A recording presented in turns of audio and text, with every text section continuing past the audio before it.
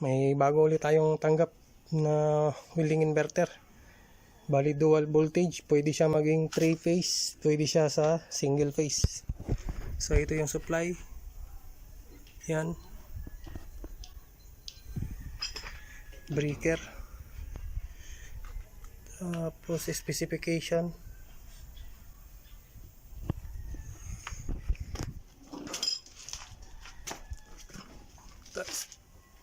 Tapos brand at saka model ZX7 400.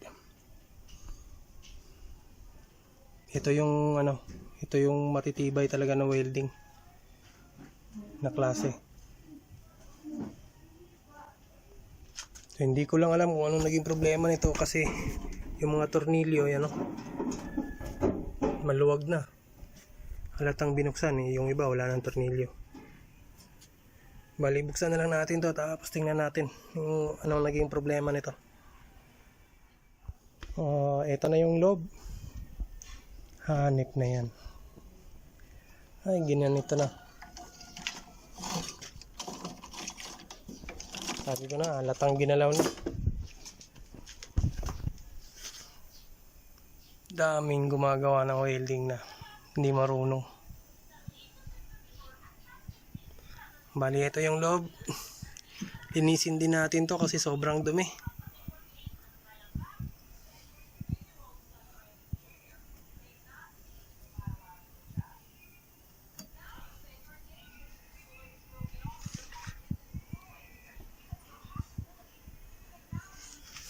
Bali, ito yung pinaka main supply niya.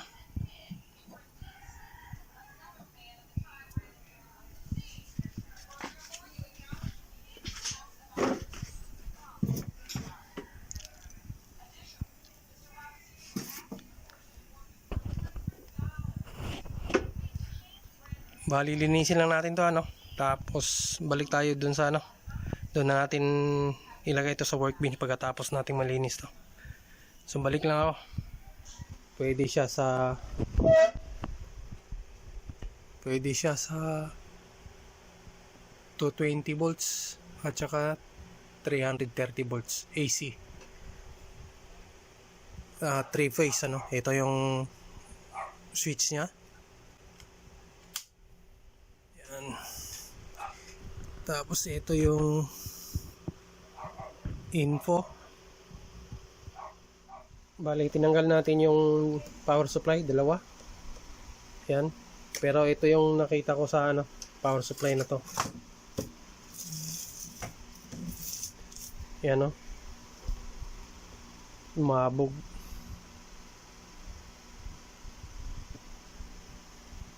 Itong isa wala naman. So baka okay to.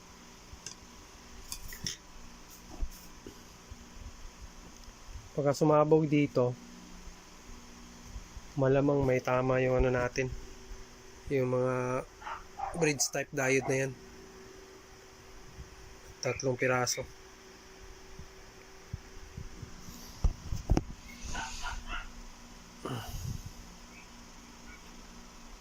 Bali, linisin ko lang to tapos idugtong ko muna yung mga connection na natanggal, hindi kaya na-dissolve nung pumutok. Ang IGBT board, ito yung supply module natin at saka ito yung main supply natin na capacitor. Bali, nung chinek natin dito sa bugto, may maraming mga itim-itim. So ngayon, ginawa ko na yan.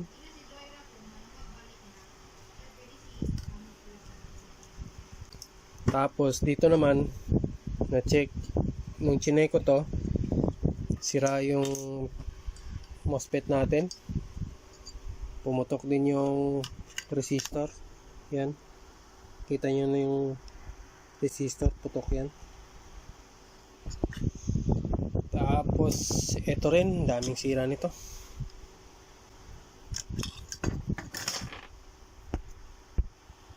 May putok din dito. Kaya kailangan nating i-check to na maigi Buti na lang meron akong ano nito, meron akong board view. Pakita ko yung board view nito. Ito yung board view niyan.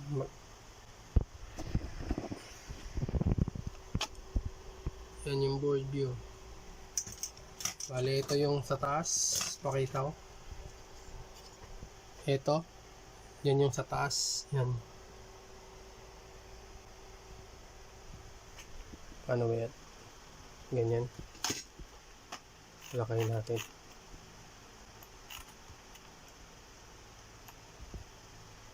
Yan.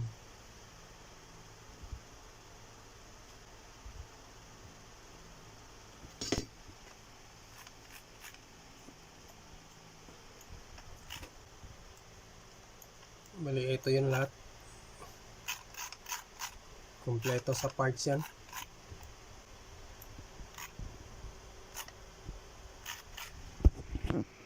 So, kailangan ko munang isa-isang trubulin to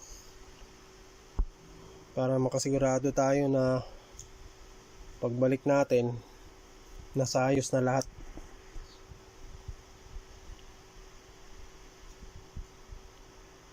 Para pagkabit natin ng mga pyesa, bago natin ikabit yon, yung mga test point nun, sana magiging okay para wala na tayong kaba pag salpak natin ng mga pyesa rito, lalo na ito at saka dito, kasi ito yung sumabog eh. Ito yung nagkaroon ng spark dun sa ilalim. Tapos ito, tinanggal ko na rin. Alam nyo na ba't tinatanggal ko ano? Kasi ito, trobulin ko mamaya yung buong circuit na to.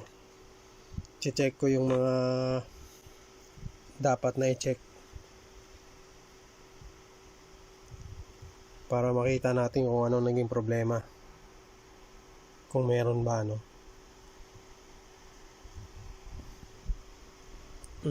Balik lang ako. Kakabit muna ako ng pyesa. Try ko muna ano eh.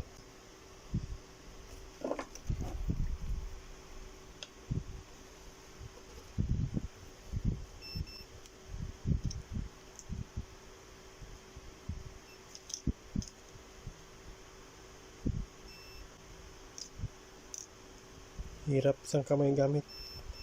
Yan o. Tinister natin, shorted na yung parts. Dito din sa kabila. Yan o. Shorted na din.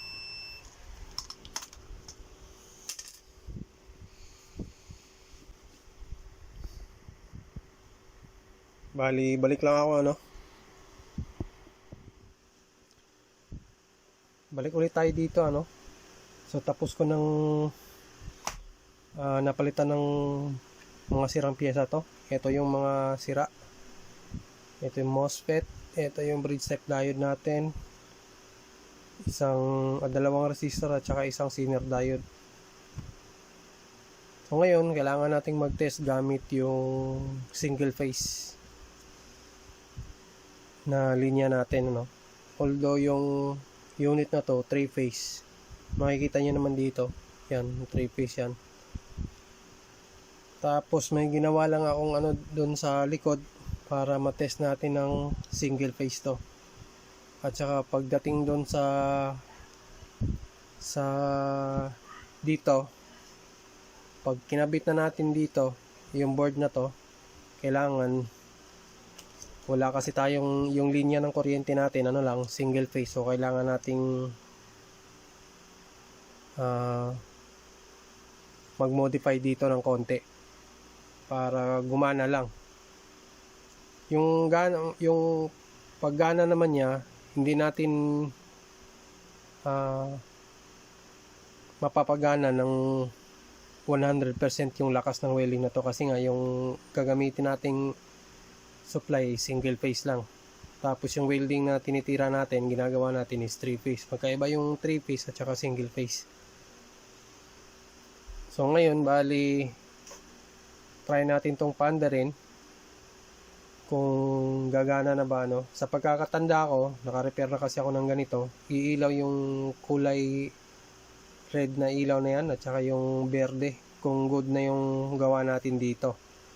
Tapos dito naman nakita nyo yung dalawang wire na yan, yan yung sumabog yung linya, dinugtong lang natin ano.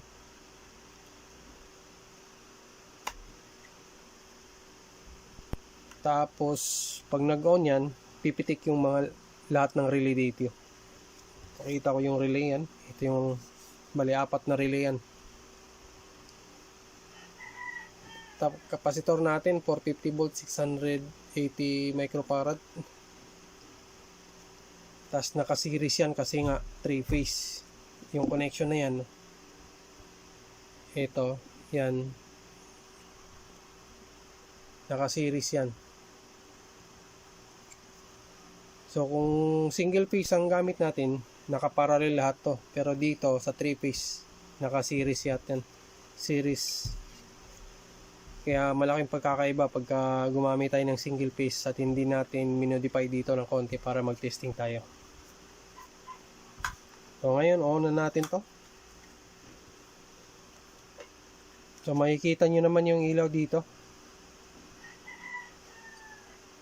Ganyan lang natin ng konti. Sana wala nang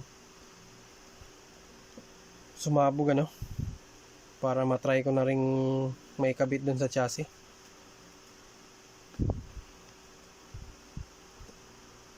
Tapos kailangan kong matest yung mga supply dito kung meron ba. So on na natin. Yun, pumitik yun. Yung isang relay na yun, yung bawat ilaw na yun, isang kulay dito at saka isang kulay din doon. So tetesterin na lang natin to dito. Diba kita doon? Iunahin na lang muna natin dito kasi pumitik na yung relay. Yan, naka-on na yan. Yan, pitik. Ayan. Tapos supply natin at 11 na 12 volts lang pala dito. 12 volts lang. Dalawa pala supply nito. Isang 12 volts at saka isang hindi 24 lahat ito eh. Kakatanda ko. Yan 25. Yan 25. At saka may isa ata tayong yan 25. 25 volts lahat. Pakita yung supply. Yan 25. So bali okay na yung gawa natin dito. Wala na tayong alalahanin dyan. Ang isang na lang natin pagkabit na. Tsaka paano natin papaganahin dito. Dito naman sa board na IGBT module, di naman masyado tayong mahihirapan dito kasi single phase lang naman ang supply dito eh. Dito lang tayo mag-ano kasi yung charge capacity niya series kasi hindi mapupuno ng pag hindi natin minodify. Balik lang ako tapos assemble natin doon sa chassis para matesting na natin. Bali nabuo ko na si ZX7 400 Ito yung ginawa natin. Bago natin i-on to, double check muna natin.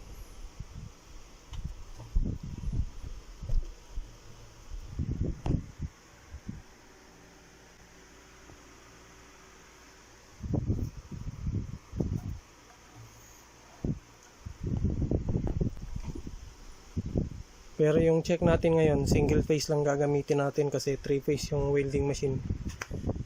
So malaki yung pinakaiba ng 3 phase at saka single phase. Hopefully wala sanang mag-spark pag-on natin Pero sa tingin ko dun na siguro sa labas natin i-check dito kasi maraming mga tayo dito. Mga foam baka pag nag-spark. O pwede na rin sigurong dito. Testing lang naman eh. Saglit lang.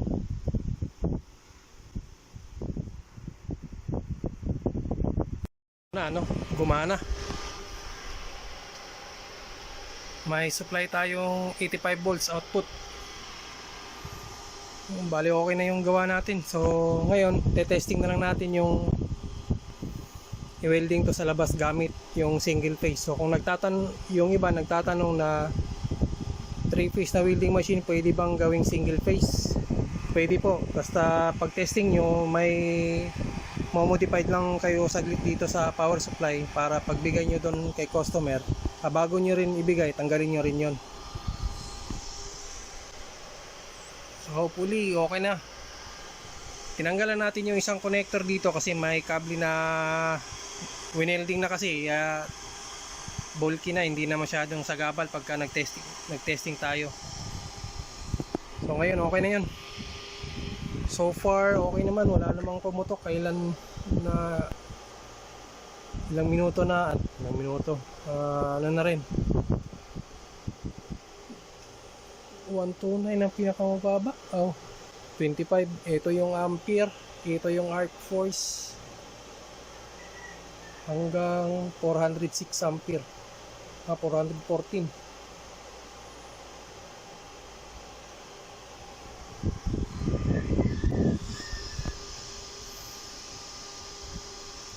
So bali patayin ko na lang to, tapos testing na natin to sa labas. Nakuha ko rin, nag-success din yung 3 phase na pwede nating panda rin ng single phase. At saka pag nag-okay to, pag testing natin, so alam ko na paano diskarte ng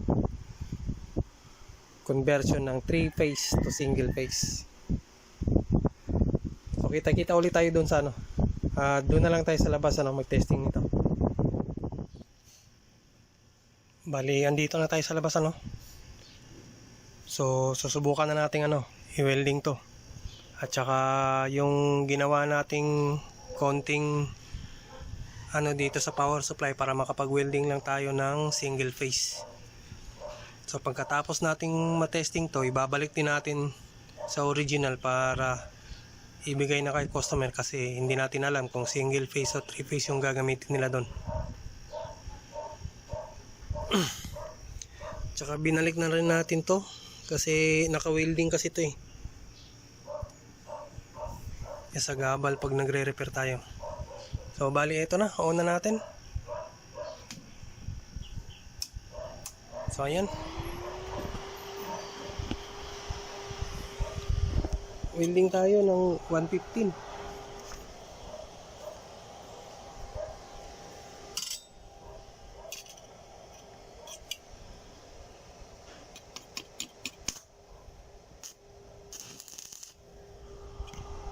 Babaan natin ng mga pinakamababa 19. Bukan natin yan, 20 po. Makaka-welding 20 po. Talagang 19. Kaka-welding pa rin. So dito na lang tayo sa mga 80. Yan, 87.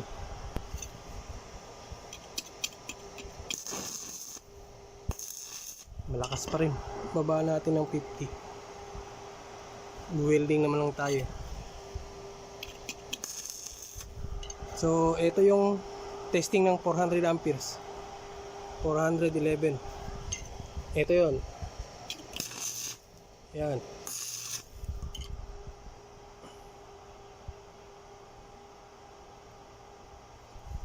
Yan, 62. Welding tayo.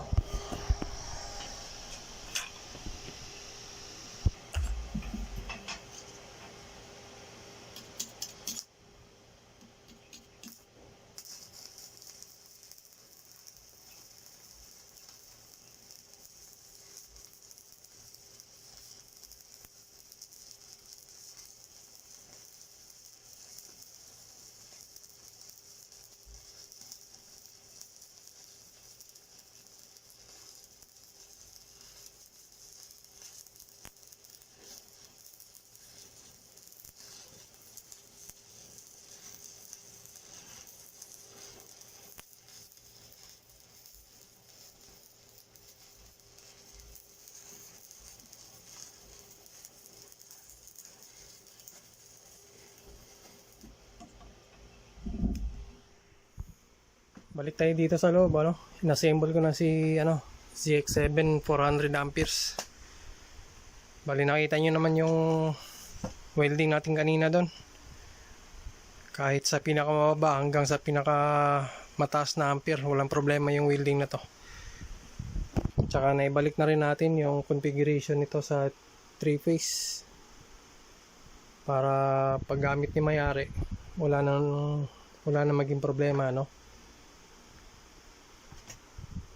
So bali hindi ko na siguro pahabain yung video, hanggang dito na lang siguro. At saka sa lahat ng nakasubscribe kay Tagong Pix, maraming salamat po sa inyo sa walang sawang pagtangkilik ng ating pumunting channel. So kita-kita ulit tayo hanggang sa muli. So maraming salamat.